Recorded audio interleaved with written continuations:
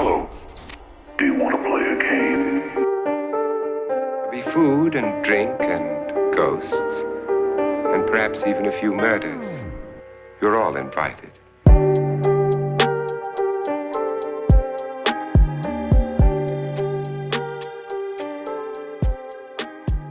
Hello and welcome to Cheers to Fears, where we combine alcohol and horror for your entertainment. Today we are making a drinking game for Beau is Afraid, which was released in April of this year, 2023.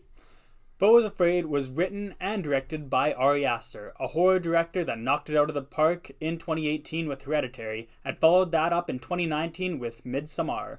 These two movies alone have nearly cemented Ari Aster as one of the best horror directors of his generation. But today we are focused on his third movie, Beau is Afraid. It is about Beau, whom is afraid. Even though Beau is not of the soundest mind, as he has to down pills daily to live a normal life, he's completely broke and left stranded in what seems like the crime capital of the world. Even though he has no method of transportation, he decides to pay his mother a visit.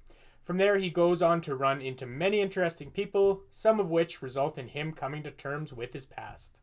Just a bit of a forewarning, there are spoilers within the rules themselves, so just be aware of that. However, it's kind of hard to spoil Beau is Afraid, if we're going to be completely honest. Yeah. Anyways, we're not going to have totals for the rules, just to keep it as spoiler-free as possible, since it was released earlier this year. However, take it away, Tucker, with rule number 1. Alright, with rule number 1, we have, of course, death. Whenever you see a death, you take a drink. And I think there's at least a handful, without going into too many details, but there won't be that many. Yeah. Just because it seems like the movie's not primarily horror. There certainly is horror elements and horror themes at play, but I don't think it's like they're not trying to show you a bunch of death, I guess, is my point. I think what we're underestimating sometimes, especially with these movies, is there's more drinks for death than we'd initially think. Actually, when you think about you're right. there's a few more. Because it is such a crime-ridden area that he lives in. Yeah. So yeah, you're right. There's some unimportant deaths, I guess. There's some pretty insignificant ones. So if you right really about that. think about the movie, Yeah. it's not super big for deaths. Yeah. But again, if you watch the movie and are actually keeping track, I think there's going to be a lot more. Yes. Yeah. However, let's move on to the next rule, which is screams, cries, and yells. Yeah. I think a good chunk of these are from Beau being anxious or afraid, as that's the title. Yeah. Not too much to say about that if you want to move on to the next rule here. No, I think it's going to be a decent amount just because of how anxious and afraid he is, which leads us right into our next rule. Rule number 3, it's whenever Beau is afraid, hence the name of the movie. Also falling into that is whenever he's anxious. Yeah. Anything along those lines, because Yeah. they kind of work hand in hand in this movie. Yeah, it's like scream, cries, and yells. It's kind of hard to differentiate the two at points. Yeah, exactly. And yeah, it's the title of the movie, so we had to include a rule based on it. Of course. Because of how on the nose it is, let's be honest. So the next rule that we've got here is whenever something bad happens to Beau. And you might just say Beau is extremely unlucky, but I think also he's just kind of placed into bad situations just because of his living environment. He's placed into bad situations for sure, and a lot of it happens because of his anxiety or fear, I guess. And not to downplay those like at all, but I think that's where a lot of the bad shit happens is because he's afraid. And you know what I mean? Mm-hmm. So I think it's a key rule to include because of that, and he almost brings a lot of it on himself in a sense. Mm-hmm. I guess it could also be left up to interpretation just because it could be coming from his mind itself. Right. Such as Beau perceives things happening this way, but that's how we see as an audience because we're with Beau for the long haul. From his perspective, yeah. Yeah. Yeah, I think that's a good point. Like, this rule could be left up to interpretation to some degree. I think either way you look at it, it's going to result in a good handful of drinks, though. Certainly. Anyways, let's move on to rule number 5. This is whenever prescription meds are seen or taken. And I think this is a good time for me to introduce the drink that I made for Beau is Afraid. This is called Beau's Cool New Drink. And it's a play on the scene if you've seen the movie where the therapist prescribes him a cool new drug. So if you want to see how to make this, just go click on the link right up there, or it's down in the description. Wherever you find it, go learn how to make it. Anyways, this rule is pretty easy to spot. There's a lot of prescription meds. I'd say more so in the beginning and middle than the end. Not a lot in the end. Not a lot in the end, but there's a decent amount of sips for this rule in the beginning, I'd say. Yeah. Just a side note, there isn't a lot of drugs in the end to make people quote-unquote normal. Yeah. So it could be that they're not taking their meds and everything's kind of fucked up. That could be one interpretation of the movie. Oh, yeah. Yeah. Out of many, probably? Out of many. There's going to be a lot of interpretations for this film. Yeah.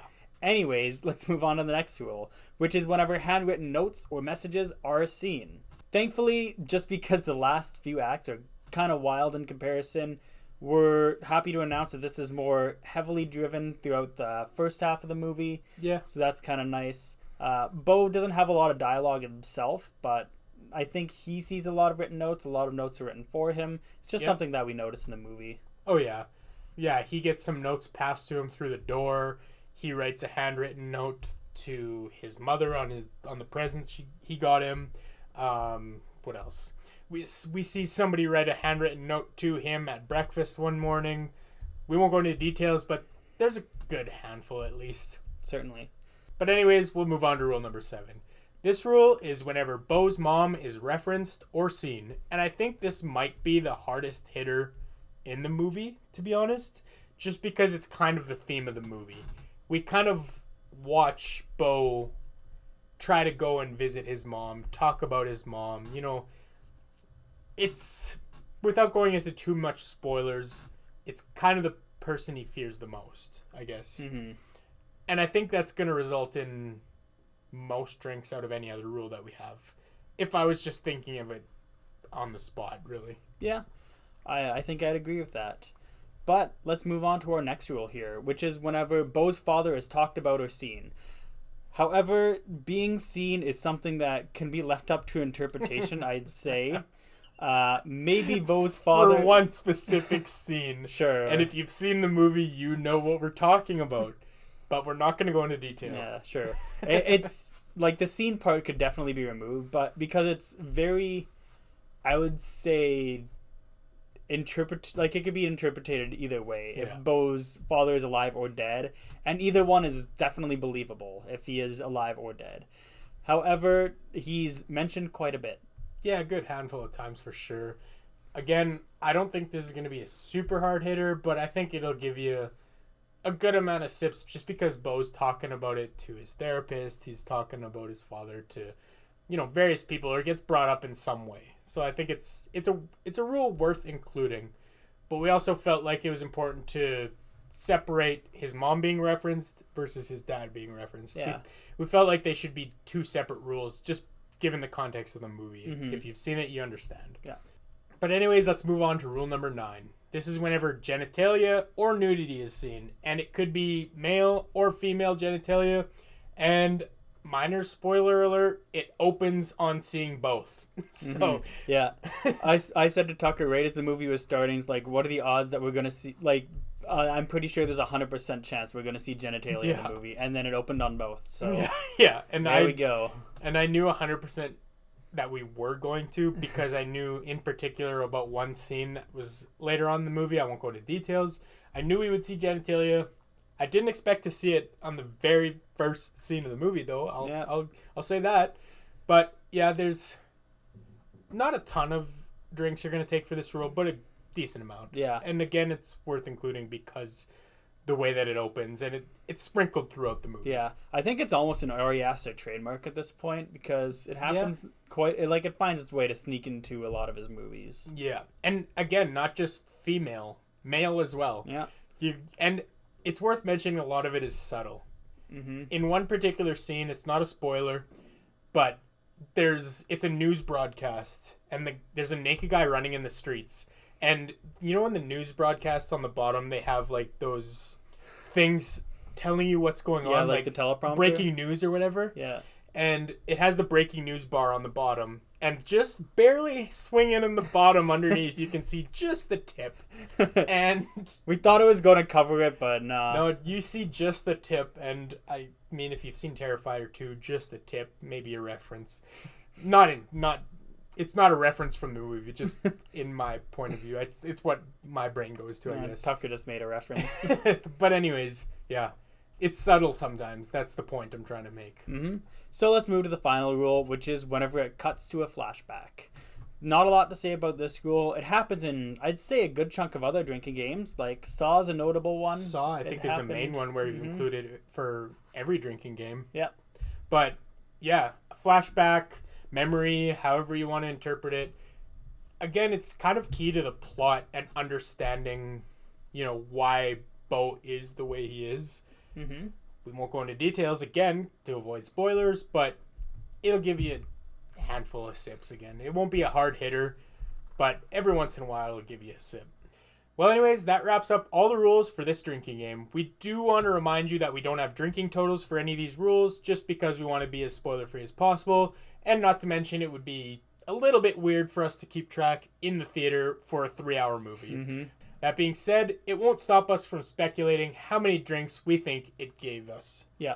I mean, elephant in the room, you said it, 3-hour movie. Yeah, exactly. So, based on time alone, I'm thinking about 5.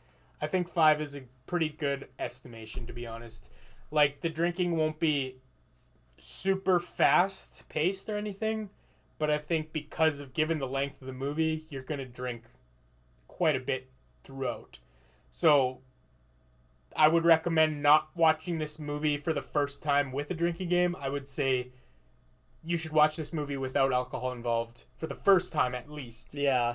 And then maybe if you want to rewatch it, then include alcohol. Yeah. I mean, it's really weird that we're going to say this, that we made the drinking game, and this might not be the best drinking game just because of a lot of factors such as the mental capacity that it takes to break down some things sometimes. Yeah. And it's a wild with ride. the length, and yeah, there's probably some better ones out there, but just in case you want to play a Bo is Afraid drinking game, yeah, here it is. Might as well make it, right? Yeah, we got your back. And I don't, once you kind of understand or come to terms with your interpretation of the movie, maybe you think one thing or another, doesn't matter. Once you come to terms with what you expect, I think it could be a decent one to just sit down with a drink because, you've seen it once, but there's always something more to see within it because of the length. And we know Ari Aster, he always has hidden details in his movies. That's why I think it could be good to rewatch just having a drink, But yeah, I agree. This drinking game is definitely not maybe the best drinking game, but the movie's definitely something that I'd recommend somebody should rewatch at least once or twice. Absolutely. Anyways, with all that being said, we hope you enjoyed our drinking game on Bo is Afraid. If you end up playing the game alongside the movie, or if you have any other feedback or suggestions, let us know in the comments below. Make sure to like and subscribe so you don't miss our next episode, where we're going to be doing a podcast episode for our Bottom Shelf Horror Podcast, where we kind of recap some of the 2023 movies that we've seen since our last episode, which was January? End of January? I think end of January. So from we got, February to April, give or take. We got a good handful of movies to catch up on. And yeah, tune in for that episode as we're going to kind of break some of those down and give them a ranking and just go into a minor review for each movie, I guess. Mm-hmm. Anyways, thanks for tuning in. And this is us saying cheers to fears. fears.